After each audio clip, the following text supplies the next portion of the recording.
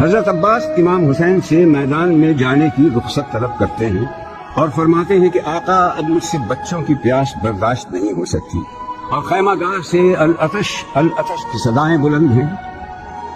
حضرت عباس پریشان اور مضطرب ہیں، بار بار عرض کرتے ہیں کہ مولا اب تو لڑنے کی اجازت دے دیجئے تاکہ دشمنان اسلام کو بندش آب کا نتیجہ دکھا سکوں۔ قدموں کے سر پر رکھ کے یہ بولا وہ میں جبین، کب تک غلام صبر کرے یا امام دین؟ مجھ کو سنا سنا کے یہ کہتے ہیں اہل کی، اب فاطمہ کے لال کا یاور کوئی نہیں۔ آپ نے فرمایا عباس تم میرے قوت بازو ہو، میں کیسے میدان جنگ میں جانے کی اجازت دے دوں؟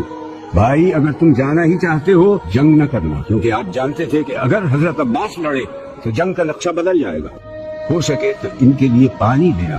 آپ کو اجازت مل گئی۔